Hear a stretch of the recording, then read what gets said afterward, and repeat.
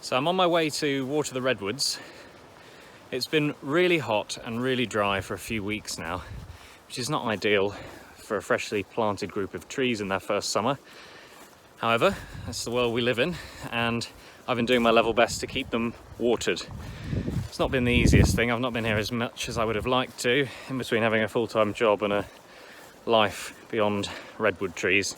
I've done my best. Some of the trees are doing great, some of them are doing all right, and some of them are not doing very well. But for the most part, they're doing grand. So we'll have a little look today and give you a bit of an update. So we planted 16 trees, and the reason for that was that I wanted to make sure we overplanted, so that if we did incur some casualties, we'd still have a good fighting force of redwoods to take over up here. So, as you can see, the clearing has turned into quite a beautiful little wildflower meadow.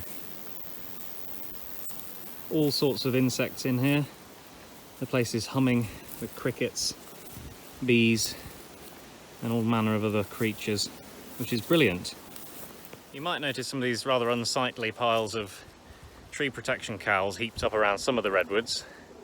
They were left over from some of the trees that we cleared out to make way for the site, and also just off a lot of the surrounding trees because they've outgrown their cowls for the most part. Heidelberg are apparently going to remove them at some point, although this is an issue that pervades most of Ketton Quarry, as there's thousands and thousands of these plastic cowls absolutely everywhere. For now, I've repurposed them just to give a bit of extra shade around the base of the trees, just so that, you know, in really, really hot sunny weather, some of that ground around them is shaded a little more, and try and retain a bit of extra moisture in the ground, which every little bit of moisture counts at the moment. Some of the trees are alive and looking a little brown, like this one, which is a glauca. It's meant to be slightly blue, although it's gone slightly brown. Hopefully in the winter it'll pick up. Some of the ones that got devoured by the deer are actually making a remarkable recovery, so we've got some really nice fresh new growth on top of this pretty ropey looking redwood. I think if we can keep it watered, it's got a good chance of surviving. About 10 of the trees, such as this one, are doing really, really well and are looking really green and really healthy, which is really encouraging to see. Unfortunately, 2 of the trees, which got very heavily ravaged by the deer, I think are beyond hope, and don't show any signs of any new growth and are completely brown and brittle. The plan is, you know, if these are lost, then so be it. But, you know, I've got quite a good supply of redwoods at home, and so perhaps in the winter I can replace some of these dead ones with new trees.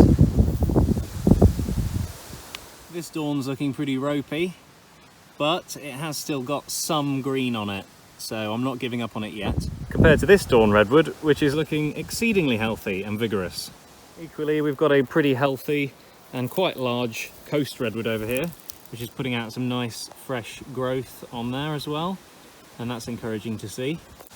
This one is not looking so good. However, there is one I planted before last summer, and it also went this colour, but with plenty of watering it has made a full recovery, and I've not had to water it at all this summer, and it's completely green. So overall, they're doing really well. In terms of a sort of statistics, we've got 2 that are dying, 4 that are looking a bit rough, and 10 that are looking very healthy, which, given the weather conditions we've had, is quite remarkable to me. I'm going to do my level best over the coming months to keep them watered, to keep looking after the trees, and hopefully we'll get some rain soon, and that will give me a helping hand. One of the biggest issues I was having was actually getting water up here, because it's quite far away from any major water sources. I was having to trek about 500 meters to a nearby pond to fill up bottles with water, and that was taking a long time. However, there has been a new development, so after some conversations with Heidelberg, they have managed to convince one of the local farmers very kindly to provide a big water tank up here, which I'm now using to water the trees. So with this ample supply of water, we should be able to get these trees through the summer.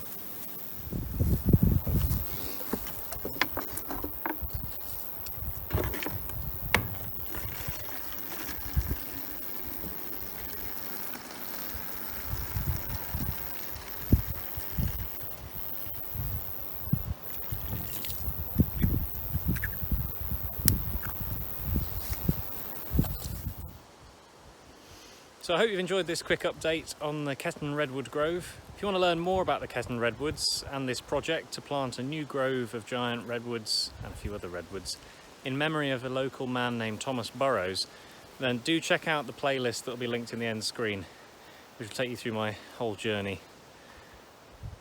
Thanks very much for watching, and I'll see you guys in the next video.